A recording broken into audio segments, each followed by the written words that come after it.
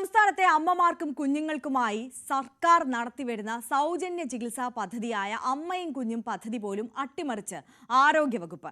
അമ്മയും കുഞ്ഞും പദ്ധതി പാളിയതോടെ ഗുരുതരാവസ്ഥയിലുള്ള നവജാത ശിശുക്കളുടെ അമ്മമാർ ചികിത്സയ്ക്ക് പണം തേടി നെട്ടോട്ടത്തിലാണ്. 1 വയസ്സ് വരെ കുഞ്ഞിന് സൗജന്യ ചികിത്സ നൽകണമെന്നിരിക്കെ പ്രമേഹത്തിനുള്ള രക്തപരിശോധന മുതൽ വിലയേറിയ മരുന്നുകൾ വരെ സ്വകാര്യ സ്ഥാപനങ്ങളിലേക്ക് എഴുതി നൽകുകയാണ് ആശുപത്രി അധികൃതർ. മരുന്ന് വാങ്ങാൻ പണമില്ലാതെ ദുരിതത്തിലായ അമ്മമാർ ന്യൂസ് 18നോട് ജീവിതാവസ്ഥ തുറന്നു പറഞ്ഞു. സംസ്ഥാന സർക്കാർ വഹിക്കേണ്ട വിഹിതം കൃത്യമായി നൽകാത്തതാണ് പദ്ധതി പൊളിഞ്ഞു പോകാൻ കാരണമെന്നും പരാതി ഉയരുന്നു.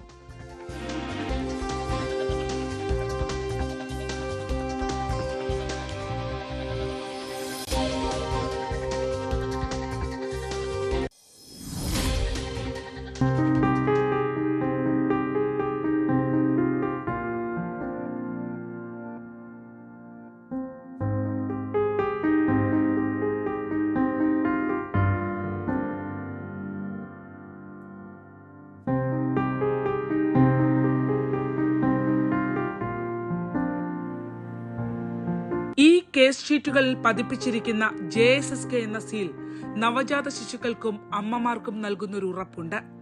സർക്കാർ ആശുപത്രികളിൽ പ്രസവ ചികിത്സക്കായി എത്തുന്ന അമ്മയ്ക്കും പിന്നീട് നവജാത ശിശുവിനും അമ്മയും കുഞ്ഞും പദ്ധതി പ്രകാരം സർക്കാർ സൗജന്യ ചികിത്സ നൽകുമെന്ന ഉറപ്പാണ് ആ സീലിനുള്ളത്. അമ്മയ്ക്ക് 40 ദിവസവും നവജാത ശിശുവിന് 1 വയസ്സുവരെയും സൗജന്യ ചികിത്സ സർക്കാർ ഉറപ്പു നൽകുന്നതായി നിയമസഭാ രേഖകളും വ്യക്തമാക്കുന്നു.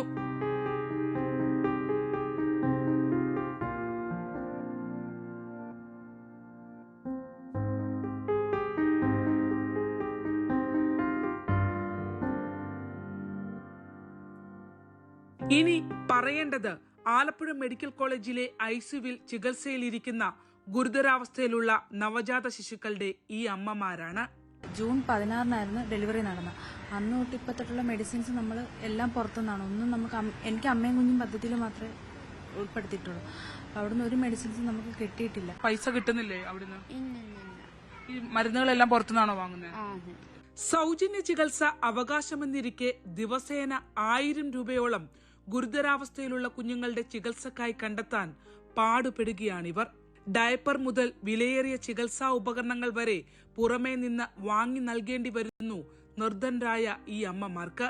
ഏകദേശം ഒരു 50 അടുപ്പിച്ചൊക്കെ എല്ലാം കൂടെ 50,000 രൂപ അടുപ്പിച്ചൊക്കെ റെഡി ആയിട്ടുണ്ട്. കാരണം ഞാനും ഉണ്ടായിരുന്നു. ഞാനൊരു മാസമായിട്ട് കിടക്കുന്നു. അത് കഴിഞ്ഞ് കുഞ്ഞും കൂടെ കിടക്കുന്നുണ്ടായിരുന്നു. ലാബ് ടെസ്റ്റുകളും എല്ലാം പുറത്താണോ ചെയ്യുന്നത്? എല്ലാം പുറത്താണ്. ഏകദേശം കുറച്ച് മാത്രമേ അകത്ത് ചെയ്യുന്നത്. ബാക്കിയെല്ലാം പുറത്താണ് ചെയ്യുന്നത്. പുറത്താണ്. അപ്പൊ ഒരു ദിവസം എത്ര രൂപ ചെലവാകുന്നുണ്ട്? ഒരു ദിവസം എങ്ങനെ പോലും 10,000 രൂപയോളം ആവുന്നുണ്ട്. മരുന്നും ഡയപ്പറും അങ്ങനെയുള്ള എല്ലാം മരുന്നുകളും എല്ലാം കൂടെ. പലരും 15ഉം 20ഉം ദിവസമായി ചികിത്സയിലിരിക്കുന്നവർ. 27ാമത്തെ ആഴ്ചയിലാണ് പ്രസവിച്ചത്. അപ്പൊ ഇനി എത്രത്തോളം കിടക്കേണ്ടി വരുമെന്ന് പറയാറായിട്ടില്ല. അപ്പൊ ഇതേ സെയിം സിറ്റുവേഷനാണ് വരുന്നതെങ്കിൽ മെഡിസിൻ ഇങ്ങനെ പോവുകയാണെങ്കിൽ ഇനി മുന്നോട്ട് പോകാൻ പറ്റത്തില്ല എന്ന് ഞാൻ പറഞ്ഞിട്ടുണ്ടായിരുന്നു. കാരണം മെഡിസിനൊക്കെ ഈ അളവിൽ ഇതേ റേറ്റാണ് പോകുന്നതെങ്കിൽ നമുക്ക് ഇനി ഒരു ഓപ്ഷൻ ഇല്ല. കാരണം അത്രയ്ക്ക് പൈസ ആയിട്ടുണ്ട് ഇപ്പൊ തന്നെ. വെന്റിലേറ്ററിലാണ്. എത്ര ദിവസമായിട്ട് ആശുപത്രിയിലാണ്? 19 ദിവസമായിട്ട് നിങ്ങൾ പുറത്തുനിന്നാണോ വാങ്ങുന്നത്? ചേർത്ത് പിടിക്കുമെന്ന ഉറപ്പ് നൽകിയ സർക്കാർ നിഷ്കരണം പുറന്തള്ളിയപ്പോൾ ന്യൂബോൺ ICUവിൽ നിന്ന് പുറത്തേക്ക് വരുന്ന കുറിപ്പടികൾ അമ്മമാരുടെ കൈകളിലിരുന്ന് വിറങ്ങലിക്കുകയാണ്. ഒരു 2 ട്യൂബ് കുഞ്ഞുങ്ങൾക്ക് വേണമായിരുന്നു. കൊച്ചു കുട്ടികളല്ലേ, അപ്പൊ ഫീഡ് ചെയ്യാൻ പറ്റത്തില്ല. എല്ലാം അവർക്ക് ട്യൂബ് വഴിയാണ് പൊക്കോണ്ടിരുന്നത്. അപ്പൊ അതിന് വേണ്ടിയിട്ട് ട്യൂബ് അത് പർച്ചേസ് ചെയ്യാൻ ഞങ്ങൾക്ക് പറ്റത്തില്ല എന്നുള്ളത് പറഞ്ഞായിരുന്നു. എത്ര രൂപയായിരുന്നു? ഏകദേശം 8,000 സംതിങ് ആവും ഒരാൾക്ക്. അപ്പൊ 2 പേർക്കാകുമ്പോൾ 17,000 രൂപ അടുപ്പിച്ചാവും. 60% കേന്ദ്രവും 40% സംസ്ഥാന വിഹിതവും നൽകി ജനനി സുരക്ഷാ കാര്യക്രമം എന്ന പദ്ധതിയാണ് പിന്നീട് അമ്മയും കുഞ്ഞും പദ്ധതിയായി കേരള സർക്കാർ അമ്മമാർക്ക് മുന്നിൽ അവതരിപ്പിച്ചത്. സംസ്ഥാന വിഹിതം ലഭ്യമാക്കുന്നതിൽ പാളിച്ചകൾ വന്നതോടെയാണ് പദ്ധതിയുടെ ചുവട് പിഴച്ചതെന്ന് പരാതികൾ ഉയർന്നു. എനിക്ക് തയ്യലാണ്. അപ്പൊ എനിക്ക് അതിന് ഇപ്പം അവിടെ നിൽക്കുമ്പോൾ എനിക്ക് ജോലി ചെയ്യാൻ പറ്റത്തില്ല. വീട് സ്ഥലമൊന്നുമില്ല, ഞങ്ങൾക്ക് വാടകയ്ക്ക് താമസിക്കുന്നു. പ്രസവശേഷം വീടുകളിലേക്ക് പോകാൻ വാഹന സൗകര്യം ഒരുക്കി നൽകുന്നതിന്റെ പണച്ചിലവടക്കം വഹിക്കേണ്ട ആരോഗ്യ വകുപ്പാണ് കടുത്ത പ്രതിസന്ധിയിലേക്ക് ഈ അമ്മമാരെയും നവജാത ശിശുക്കളെയും നിഷ്കരണം തള്ളിവിട്ടിരിക്കുന്നത്.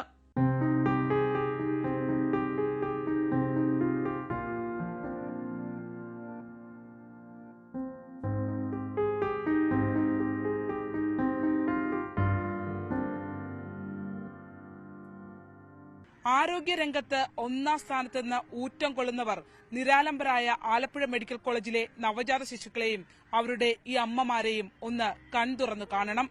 അവകാശപ്പെട്ട ചികിത്സാ സഹായങ്ങൾ പോലും നിഷേധിക്കുന്നത് പിച്ചച്ചട്ടിയിൽ കൈയിട്ട് വാരുന്നതിന് തുല്യമാണ്. ആലപ്പുഴയിൽ നിന്നും ക്യാമറമാൻ പ്രശാന്ത് മംഗലശ്ശേരിക്കൊപ്പം ശരണ്യ സ്നേഹജൻ, ന്യൂസ് 18. ഈ വാർത്ത നമുക്ക് മുന്നിലേക്ക് എത്തിച്ച ശരണ്യ സ്നേഹജൻ തന്നെ നമുക്കൊപ്പം ഇപ്പോൾ തത്സമയം ചേരുകയാണ്. ശരണ്യ, ആരോഗ്യവകുപ്പിന്റെ കെടുകാര്യസ്ഥതയെക്കുറിച്ച് കഴിഞ്ഞ 2 ദിവസമായി നിരന്തരം നമ്മൾ ചർച്ച ചെയ്തുകൊണ്ടിരിക്കുകയാണ്. നമ്പർ 1 ആരോഗ്യ കേരളം എന്ന് മേനി നടക്കുന്ന നമ്മുടെ സംസ്ഥാനത്തെ മെഡിക്കൽ കോളേജുകളുടെയും മറ്റ് സർക്കാർ ആശുപത്രികളുടെയും ഇതുപോലുള്ള സർക്കാർ പദ്ധതികളുടെയും ഒക്കെ നേർചിത്രം എങ്ങനെയാണ് എന്നുള്ളത് നമ്മൾ പ്രേക്ഷകർക്ക് മുന്നിലേക്ക് എത്തിക്കുകയാണ്. ഇപ്പോൾ ന്യൂസ് 8ന്റെ അന്വേഷണം എത്തി നിൽക്കുന്നത് ഈ അമ്മമാർക്കും കുഞ്ഞുങ്ങൾക്കുമായുള്ള സർക്കാരിന്റെ പദ്ധതി അത് എങ്ങനെ തകിടം മറിഞ്ഞു എന്നതിനെക്കുറിച്ചാണ്. ഈ പദ്ധതിയുടെ വിശദാംശങ്ങളിലേക്ക് തന്നെ നമുക്ക് കടന്നാൽ ഇത് എവിടം മുതലാണ് താളം തെറ്റി തുടങ്ങിയത് ശരണ്യ?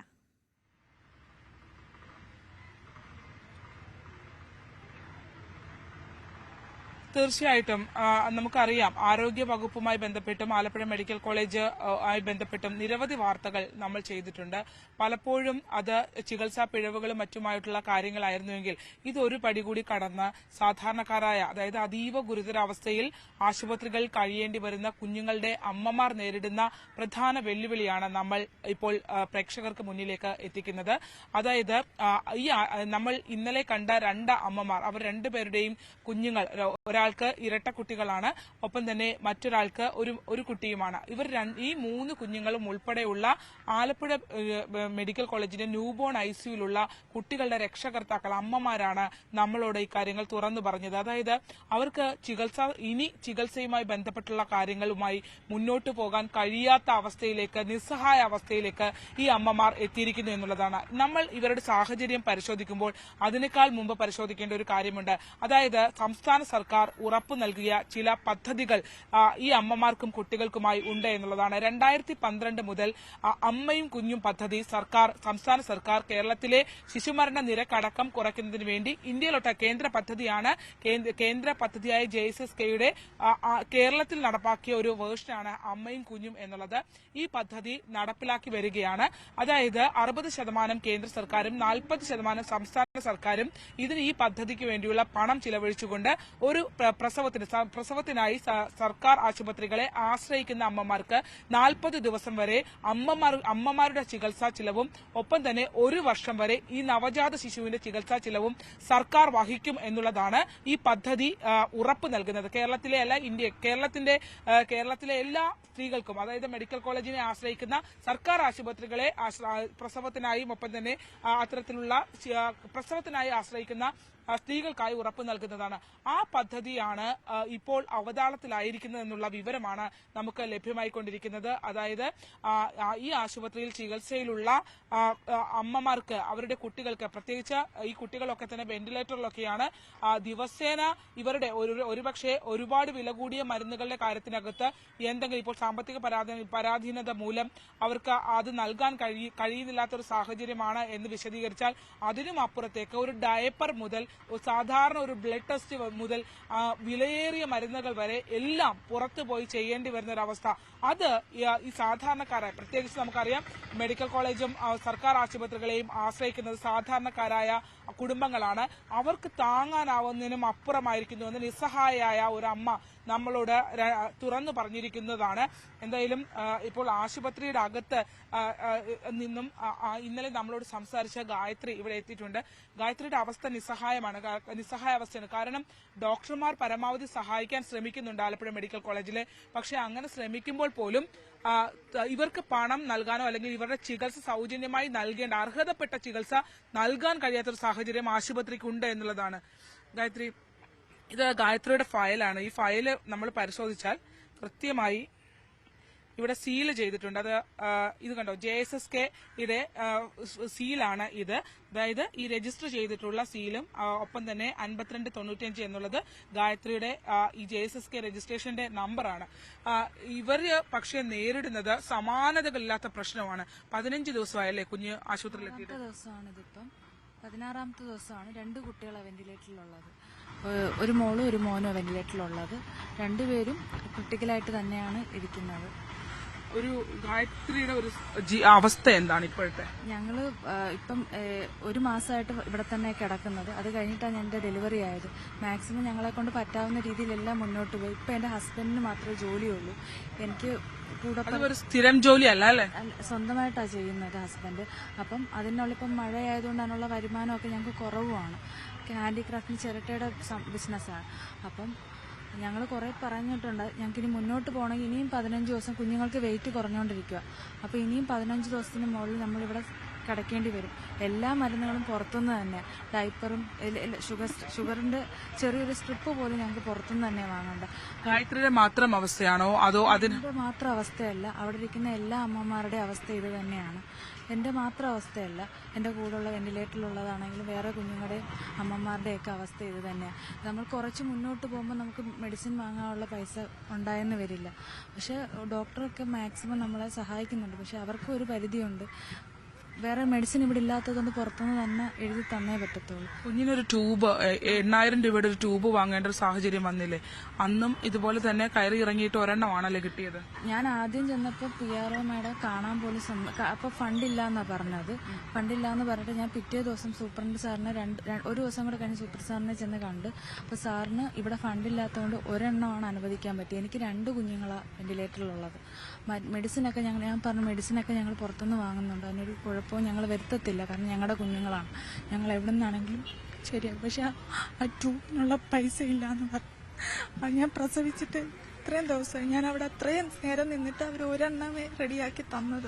അപ്പം ഞാൻ 2 പേർക്കും വേണമെന്ന് പറഞ്ഞു. അപ്പം മേഡം ആ രീതിക്ക് തന്നെ പറഞ്ഞു 2 പേർക്കും വേണം, കാരണം എനിക്ക് ഞാൻ പറഞ്ഞു ഇനി മുന്നോട്ട് പോകാൻ പറ്റില്ല എന്ന് തന്നെയാണ് പറഞ്ഞത്.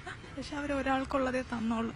പിന്നെ ഒരാൾക്ക് വേണ്ടിയിട്ടുള്ളതിന് വേണ്ടി ഞാൻ ഇന്നലെ മെനങ്ങാന്ന് ചെന്ന് അപ്പോൾ സാർ അവിടെ ഇല്ലയെന്ന് പറഞ്ഞു. ഇന്നലത്തേക്ക് സാറില്ലെന്ന് പറഞ്ഞു. ഇന്നത്തേക്ക് ചെല്ലാൻ പറഞ്ഞു. സൂപ്രണ്ടാണോ? ആ സൂപ്രണ്ട് സാറിന് ഇന്നത്തേക്ക് കാണാൻ ചെല്ലാന്ന് പറഞ്ഞിട്ടുണ്ട്. അപ്പോൾ ഇതുവരെ ഇവിടെ ഫണ്ടില്ലാത്തത് കൊണ്ട് തന്നെയാണ് തരാൻ ബുദ്ധിമുട്ട് കാണിക്കുന്നത്. ഗായത്രിക്ക് ഇന്നത്തെ ദിവസം എത്ര രൂപ ചെലവിനായിട്ട് വേണം? ഇന്നത്തെ ദിവസമല്ല, എല്ലാ ദിവസവും ഒരു മെഡിസിൻ പുറത്തുനിന്നാണ്. കഫേ എന്ന് പറഞ്ഞ ഒരു മെഡിസിൻ പുറത്തുനിന്നാണ്. എന്ത് വിലയുണ്ട് അതിന് 520. ഓരോരുത്തർ ചെല്ലുമ്പോൾ ഓരോ റേറ്റാണ്. 520 ആ റേറ്റാണ് പറയുന്നത്. 520 വെച്ചിട്ട് 2 ml 2 എണ്ണം എനിക്ക് വാങ്ങേണ്ടത്. 2 കുട്ടികളുണ്ട്, അപ്പോൾ 2 എണ്ണം വാങ്ങണം. കുട്ടികളുടെ ഒരു ആരോഗ്യസ്ഥിതി എങ്ങനെയാണ്? ഇപ്പോൾ ഒരു മെച്ചപ്പെട്ട് വരുന്നുണ്ട്. പക്ഷെ അതിനനുസരിച്ച് നമ്മൾ മെഡിസിൻ കൊടുത്തോണ്ടേ ഇരിക്കണം. ഒരു 15 ദിവസം കൂടെ ഈ സെയിം മെഡിസിൻ തന്നെയാണ് കൊടുക്കേണ്ടത്. എത്ര ദിവസം ഇവിടെ തുടരേണ്ടി വരുമെന്നാണ് പറയുന്നത്? ഡോക്ടറിന് ഇതിപ്പം 27ാമത്തെ ആഴ്ച ജനിച്ചതുകൊണ്ട് 32 ആഴ്ച വരെ നമ്മളിവിടെ നിൽക്കണം. അതിനനുസരിച്ച് കുഞ്ഞുങ്ങൾ ഇമ്പ്രൂവ് ആകുമ്പോൾ മാത്രമേ എൻ്റെ കയ്യിലോട്ട് അവർക്ക് തരാൻ പറ്റത്തുള്ളൂ. മാക്സിമം അവരുടെ ഭാഗത്തുനിന്ന് ഡോക്ടറിൻ്റെ ഭാഗത്തുനിന്ന് എല്ലാ സപ്പോർട്ടും കിട്ടുന്നുണ്ട്. ചെയ്യാൻ പറ്റുന്ന കാര്യം അവരും പറയുന്നത് നമുക്ക് ഇവിടുന്ന് ഫണ്ട് അനുഭവിച്ചാൽ മാത്രമേ അവർക്ക് മുന്നോട്ട് ചെയ്യാൻ പറ്റത്തുള്ളൂ. അപ്പം അതിന് വേണ്ടിയിട്ടാണ് ലെറ്ററും കാര്യങ്ങളൊക്കെ അപ്പം തന്നെ ഞങ്ങൾ പറയുമ്പോൾ തന്നെ മാഡം തരുന്നുണ്ട്. അതാണ്, അതായത് ഈ പദ്ധതി പറയുന്നത് പ്രകാരം ഇവർക്ക് ബ്ലഡ് ടെസ്റ്റുകൾ ഉൾപ്പെടെയുള്ള എല്ലാ ടെസ്റ്റുകളും സൗജന്യമായി അമ്മയ്ക്കും കുഞ്ഞിനും വേണ്ട ചികിത്സയ്ക്ക് നൽകണമെന്നുള്ളതാണ്. മാത്രമല്ല കുട്ടിക്ക് ഇപ്പോൾ ഇവിടെ നടക്കുന്ന ഈ ടെസ്റ്റുകളും മരുന്നുകൾക്കും അപ്പുറത്തേക്ക് അമ്മയും കുഞ്ഞും ഡിസ്ചാർജായി വീട്ടിലേക്ക് പോകുമ്പോൾ വാഹന സൗകര്യം ഉൾപ്പെടെ ഏർപ്പാട് ചെയ്ത് അതിന്റെ പണമടക്കം ഏത് ആശുപത്രിയിലാണോ ചികിത്സ തേടുന്നത് ആ ആശുപത്രി അത് വഹിക്കണമെന്നുള്ളതാണ്. അതായത് ആരോഗ്യവകുപ്പ് നൽകുന്ന നിർദ്ദേശാനുസരണം തന്നെ ആശുപത്രി അധികൃതർ അത് വഹിക്കണമെന്നുള്ളതാണ്. പക്ഷേ അത്തരത്തിലുള്ള പരിശോധനകൾ, ലാബ് ടെസ്റ്റുകൾ ഏതെങ്കിലും സൗജന്യമായി കിട്ടുന്നുണ്ട്? ലാബ് ടെസ്റ്റുകൾ ഇവിടെ കിട്ടുന്നത് മാത്രമല്ല, തൈറോയ്ഡ് പോലുള്ള വലിയ ടെസ്റ്റുകളൊക്കെ നമ്മൾ പുറത്തുനിന്ന് തന്നെയാണ് ചെയ്യേണ്ടത്. അല്ലാണ്ട് മാത്രമേ കുറച്ച് ഇവിടെ നിന്നും ചെയ്യും, ബാക്കി നമ്മൾ പകുതി അവിടെ നിന്നും ചെയ്യും, പുറത്തോട്ട് ചെയ്യേണ്ടി വരും. ഡോക്ടറുടെ കൂടെ സഹായത്തിന് ആരെങ്കിലും ഉണ്ടോ? ഇപ്പം അമ്മയാണ് കൂടെ നിൽക്കുന്നത്. ഹസ്ബൻഡ് മൊത്തം നിൽക്കാൻ പറ്റില്ല, അല്ലെങ്കിൽ ചേട്ടൻ നിന്ന് കഴിഞ്ഞാൽ പിന്നെ ഇവിടെ നമ്മൾ ഡെയിലി ഉള്ള എമൗണ്ട് ശരിയാവില്ല. അപ്പം എൻ്റെ അമ്മയ്ക്ക് നല്ല പ്രായമുണ്ട്. അപ്പം അമ്മ തന്നെ എൻ്റെ കൂടെ നിൽക്കുന്നത്. അപ്പം അമ്മ നിൽക്കാത്ത സ്ഥലം ഈ ടെസ്റ്റ് ചെയ്യുന്ന സ്ഥലത്ത് ചെല്ലുമ്പോൾ പറഞ്ഞില്ലേ നിങ്ങൾ ഈ JSSK ഉള്ളവരാണെന്ന്? അല്ല, പറഞ്ഞിട്ടുണ്ടായിരുന്നു. അപ്പോൾ അവർക്കും ഫണ്ട് നമ്മൾ കൊടുത്തേ പറ്റും. പുറത്തുനിന്നായതുകൊണ്ട് നമ്മൾ എമൗണ്ട് കൊടുത്തേ പറ്റത്തുള്ളൂ. ബില്ല് പേ ചെയ്യാതെ നമുക്ക് കുട്ടിക്ക് വാങ്ങുന്ന ഷുഗറിന്റെ സ്ട്രിപ്പ് അടക്കമുള്ളവ ഒരു ദിവസം എത്ര സ്ട്രിപ്പ് വാങ്ങേണ്ടി വരുന്നുണ്ട്? ഒരാൾക്ക് 5 എണ്ണം. ഒരാൾക്ക് 5 എണ്ണം വെച്ച് 2 കുട്ടികൾക്ക് 10 എണ്ണം വാങ്ങേണ്ടി വരും. ഒരെണ്ണത്തിന് എത്ര രൂപ വില വരുന്നത്? 10 രൂപ. 10 രൂപ വില. ആ 10 രൂപയുടെ സ്ട്രിപ്പ് പോലും ഗായത്രി കൊണ്ട് പുറത്തുനിന്നാണ് വാങ്ങിപ്പിക്കുന്നത്. ഞങ്ങൾ പുറത്തുനിന്ന് തന്നെ എഴുതി തന്നിട്ട് പുറത്തുനിന്ന് തന്നെ വാങ്ങുന്നത്. സർക്കാർ കാണേണ്ടതാണ്. കാരണം ഈ അമ്മയ്ക്ക് 10 രൂപയുടെ ഒരു സ്ട്രിപ്പ്, അതായത് കുട്ടികളുടെ ഷുഗർ പരിശോധിക്കുന്നതിന് വേണ്ടിയുള്ള 10 രൂപയുടെ ഒരു സ്ട്രിപ്പ് പോലും ഇവർക്ക് ഇവിടെ നിന്ന് അനുവദിച്ചില്ല എന്നുള്ളതാണ്. അതിനുവേണ്ടി പുറത്തേക്ക് പോകേണ്ടി വരുന്ന ഒരു ദിവസേന 10 സ്ട്രിപ്പുകൾ വീതം വേണ്ട 2 കുട്ടികളുടെ അമ്മമാരാണ് ഇവര്. അവർക്കാണ് അത്തരത്തിൽ ഒരു സ്ട്രിപ്പിന് പോലും പണമില്ലാതെ, അതായത് ഒരുപാട് വിലയേറിയ ജീവനരക്ഷാ ഉപകരണങ്ങൾക്കാണ് നൽകാൻ കഴിയാത്ത സാഹചര്യമുണ്ട് എന്നൊരു ആ രീതിയിലുള്ള ഒരു മറുപടി കിട്ടിയാൽ നമുക്ക് പിന്നെയും കുറച്ചുകൂടിയാവും, അത്രയും വിലയുള്ളതാണല്ലോ എന്നുള്ളൊരു ചിന്തയെങ്കിലും ഉണ്ടാകുമായിരുന്നു. പക്ഷേ 10 രൂപ മുടക്കാനുള്ള ഒരു സ്ട്രിപ്പിന് പോലും ഇവരുടെ കയ്യിൽ നിന്ന് വാങ്ങുന്നു എന്ന് പറഞ്ഞാൽ അത് ഗുരുതരമായി ഈ പദ്ധതി അട്ടിമറിക്കപ്പെടുന്നു എന്നുള്ളത് തന്നെയാണ്. കാരണം സർക്കാർ ഉറപ്പുവരുത്തുന്ന ഈ അമ്മമാർക്കും കുട്ടികൾക്കും അവർക്ക് ലഭ്യമാകേണ്ട ആ ഒരു പണം, അല്ലെങ്കിൽ അവർക്ക് വേണ്ടി മാറ്റിവെച്ചിരിക്കുന്ന കേന്ദ്ര സർക്കാർ ഉൾപ്പെടെ നൽകി മാറ്റിവെച്ചിരിക്കുന്ന ആ തുക കൃത്യമായി ഇവരുടെ കൈകളിലേക്ക് ലഭ്യമാകുന്നില്ല, അല്ലെങ്കിൽ അതിന്റെ ഗുണഭോക്താക്കളാകേണ്ട ഈ അമ്മമാർക്ക്, ഈ സ്ത്രീകൾക്ക് അത് ലഭിക്കുന്നില്ല. നിരാലംബരായ ഇവരെ പരിഗണിക്കുന്നില്ല എന്നുള്ളതാണ് ഏറ്റവും അതിനകത്ത് ക്രൂരമായ കാര്യം. ഗായത്രി പറയുന്നത് പോലെ തന്നെ അതിനുള്ളിലുള്ള ഡിപ്പാർട്ട്മെന്റിലെ ഡോക്ടർമാർ ഉൾപ്പെടെയുള്ളവർ ഒരുപാട് സഹായിക്കാൻ ശ്രമിക്കുന്നുണ്ട്.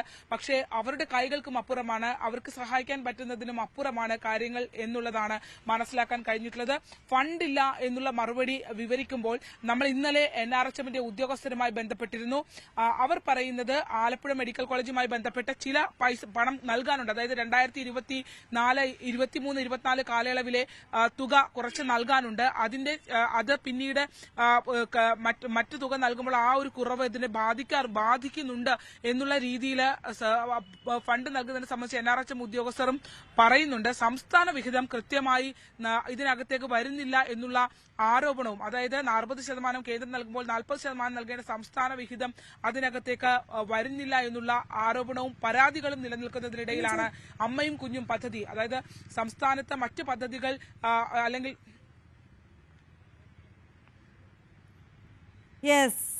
ശരണ്യ സ്നേഹജൻ, ശരണ്യ, ഇതിപ്പോൾ നമ്മൾ കണ്ടു ഒരു 10 രൂപയുടെ സ്ട്രിപ്പ് പോലും ഇവർക്ക് സൗജന്യമായി നൽകാൻ കഴിയാത്ത ഒരു സൗജന്യ ചികിത്സാ പദ്ധതിയുമായിട്ടാണ് ആരോഗ്യവകുപ്പ് ഇപ്പോൾ മുന്നോട്ട് പോകുന്നത്.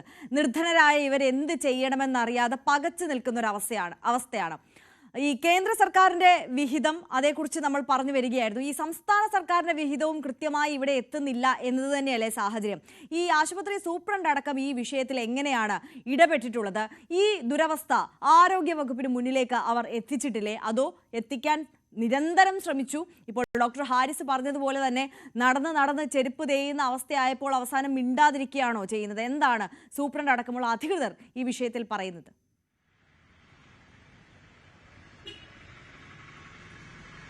ഗായത്രിയുടെ കേസിനകത്ത് ഗായത്രി മാത്രമല്ല, നമ്മുടെ മുന്നിലേക്ക് ബിജി എന്നൊരു അമ്മയും ഇന്നലെ വന്നിരുന്നു. അവർ രണ്ടുപേരുമാണ് ആ ആശുപത്രിക്കകത്ത്. കാരണം ഇവിടെ കുട്ടികൾ ചികിത്സയിൽ കൂടി ഇരിക്കുകയാണ്. ധൈര്യത്തോടു കൂടി കാര്യങ്ങൾ തുറന്നു പറയാനായി വന്നത്. വേറെ ഒന്നുമല്ല, ധൈര്യത്തോടെ വന്നതൊന്നുമല്ല, അവരുടെ നിവർത്തികെട്ട സാഹചര്യം കൊണ്ട് ഇനി മുന്നോട്ട് പോകാനാകില്ല, ഇത് അഡ്രസ് ചെയ്യപ്പെട്ടില്ലെങ്കിൽ തങ്ങളുടെ പ്രശ്നങ്ങൾ പരിഹരിക്കപ്പെടില്ല എന്ന പൂർണ്ണ ബോധ്യത്തോടു കൂടിയാണ് ഇവർ വന്നത്. നമ്മൾ മെഡിക്കൽ കോളേജ് സൂപ്രണ്ടിനെ ബന്ധപ്പെട്ടിരുന്നു. അദ്ദേഹം ഇന്നലെ തിരുവനന്തപുരത്ത്, ഇവിടെ ഉണ്ടായിരുന്നില്ല, തിരുവനന്തപുരത്താണെന്ന് പറഞ്ഞു. ഇന്ന് രാവിലെ നമ്മൾ അദ്ദേഹത്തെ വിളിച്ചപ്പോഴും നമുക്ക് അദ്ദേഹത്തെ ഫോണിൽ കിട്ടിയിട്ടില്ല. പക്ഷേ അതേസമയം തന്നെ NRHMന്റെ ചുമതലയുള്ള, അതായത് ഈ അമ്മയും കുഞ്ഞും പദ്ധതി നടപ്പാക്കുന്നതുമായി ബന്ധപ്പെട്ടുള്ള ചുമതലയുള്ള ഡോക്ടർ കോശിയുമായി നമ്മൾ സംസാരിച്ചിരുന്നു.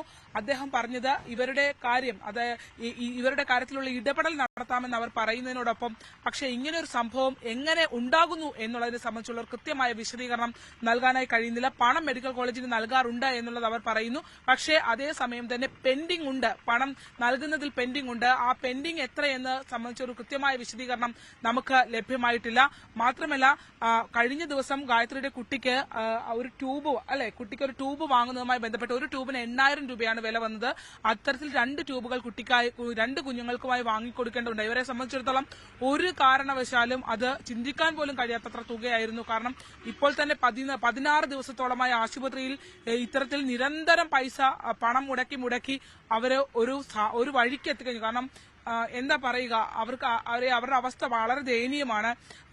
അങ്ങനെ വന്ന സാഹചര്യത്തിൽ ഈ ട്യൂബിന് വേണ്ടി പിന്നീട് ഇവരുടെ ഇടപെടൽ നടത്തുകയും ഒരുപാട് പ്രാവശ്യം കയറിയിറങ്ങുകയും ആ ഡിപ്പാർട്ട്മെന്റിലെ ഡോക്ടർമാർ ഉൾപ്പെടെ സഹായിച്ച് അവരുടെ ഉൾപ്പെടെ പ്രഷറിന്റെ പുറത്ത് ഒരു ട്യൂബ് അനുവദിച്ചു കിട്ടിയല്ലേ.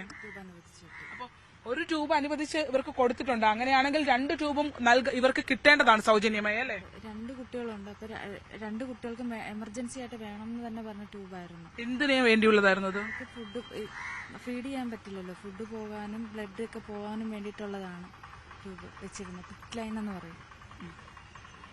അതാണ്, അതായത് ഒരു ട്യൂബ് അത്രയും ബുദ്ധിമുട്ടായി ഇവർ കയറി ഇറങ്ങി ഡോക്ടർമാർ ഉൾപ്പെടെ, ഡിപ്പാർട്ട്മെന്റിലെ ഡോക്ടർമാർ ഉൾപ്പെടെ, ഗൈനക്കോളജി ന്യൂബോണിലെ ഡോക്ടർമാർ ഉൾപ്പെടെ ഇവരെ സഹായിച്ചതോടുകൂടി അത്തരത്തിൽ ഈ ഒരു ട്യൂബ് ഇവർക്ക് അനുവദിച്ചു. അങ്ങനെയാണെങ്കിൽ തീർച്ചയായും 2ഉം ഇവർക്ക് സൗജന്യമായി കിട്ടേണ്ടതായിരുന്നു.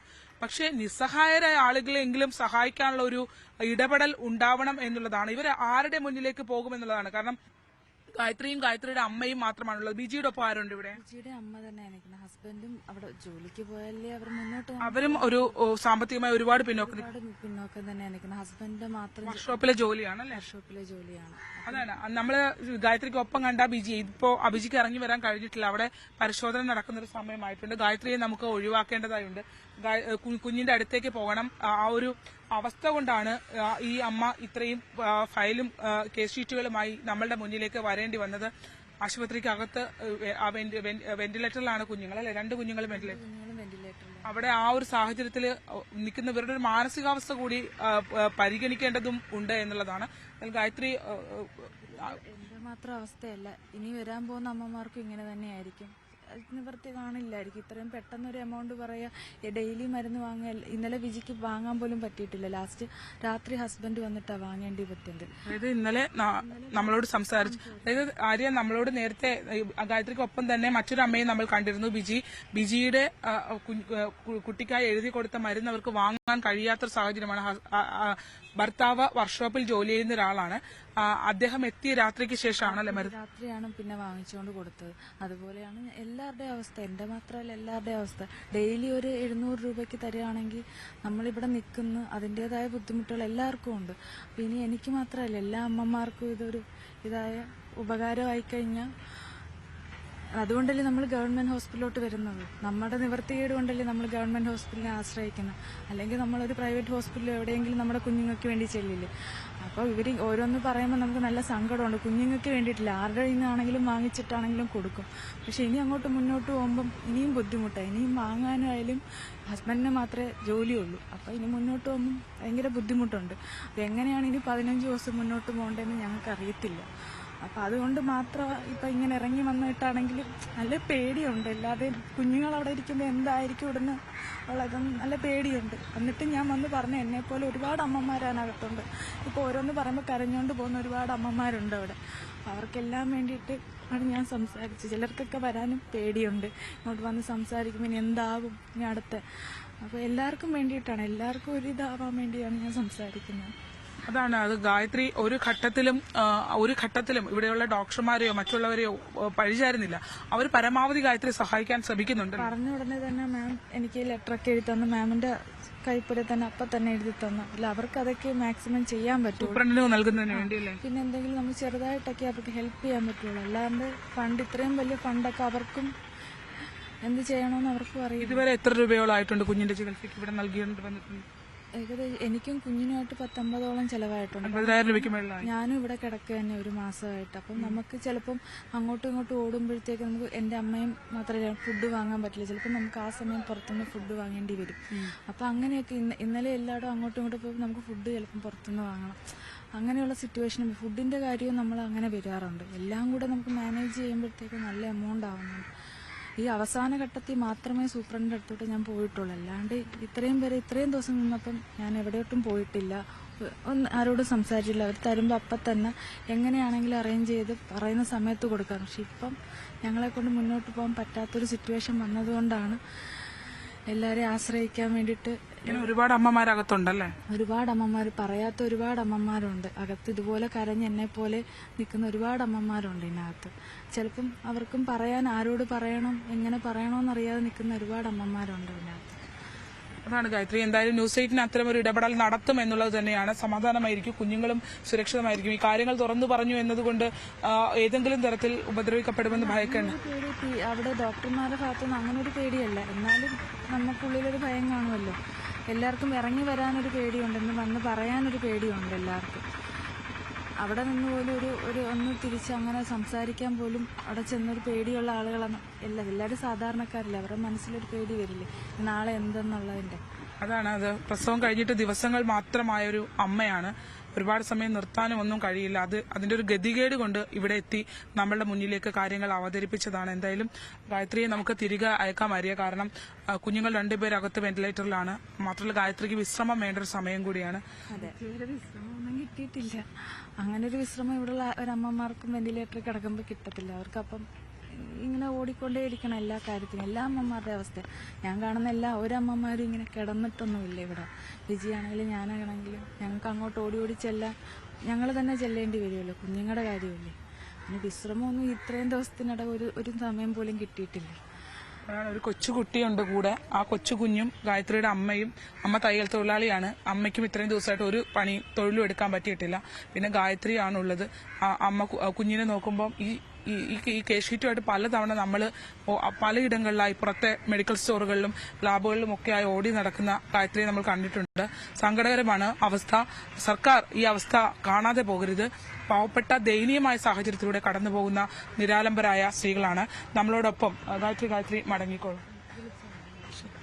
അതാണ്, എന്തെങ്കിലും ഒരു സഹായം സർക്കാരിന്റെ ഭാഗത്തു നിന്നൊരു ഇടപെടൽ ഉണ്ടാകുമെന്നാണ് നമ്മൾ പ്രതീക്ഷിക്കുന്നത്. ഇപ്പോൾ നമ്മളോടൊപ്പം ആശുപത്രിയിലെ വികസനകാര്യ സ്റ്റാൻഡിംഗ് കമ്മിറ്റിയിലുള്ള യുഎം കബീർ നമ്മളോടൊപ്പം ഉണ്ട്. അദ്ദേഹമാണ് ഇന്നലെ ഗായത്രിയുടെ ഒരു ദുരവസ്ഥ നമ്മളോട് പറഞ്ഞത്. അവർ ഒരു ഇടപെടൽ നടത്താൻ ശ്രമിച്ചു. എങ്ങനെയെങ്കിലും ഈ ട്യൂബും മരുന്നുകളും ഒക്കെ ഒന്ന് സൗജന്യമാക്കി കൊടുക്കുന്ന ഇത് അപേക്ഷിക്കേണ്ട ആവശ്യമില്ല. അവർക്ക് അർഹതപ്പെട്ട, അവർക്ക് കിട്ടേണ്ട, ഇന്ത്യയിലെ ഓരോ സ്ത്രീകൾക്കും കുട്ടികൾക്കും കിട്ടേണ്ട ഒരു പദ്ധതിയുടെ ഭാഗമായി ഉള്ള ആളുകളാണ്. അവരുടെ പണം അത് കൃത്യമായി അവർക്ക് ലഭിക്കുന്നില്ല എന്ന് പറയുന്നത് ഗുരുതരമായ കുറ്റമാണ് എന്ന് തന്നെ പറയാം.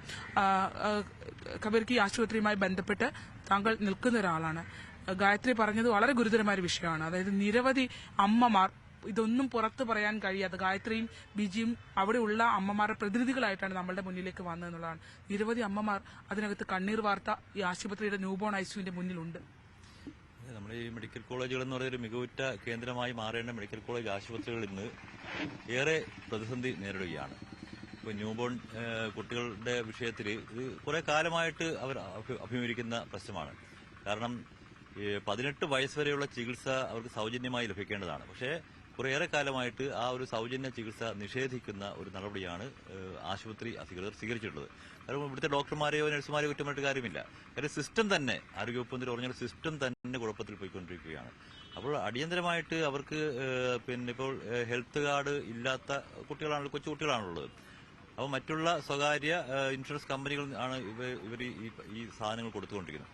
അവർക്ക് കോടിക്കണക്കിന് രൂപ കൊടുക്കാത്ത സാഹചര്യത്തിൽ അവർ അത്തരം ഇത്തരത്തിലുള്ള സാധനങ്ങൾ, എക്യുപ്മെന്റ്സുകൾ, അതുപോലെ മെഡിസിനൊക്കെ കൊടുക്കുന്നത് അവർ തടസ്സപ്പെട്ടിരിക്കുകയാണ്.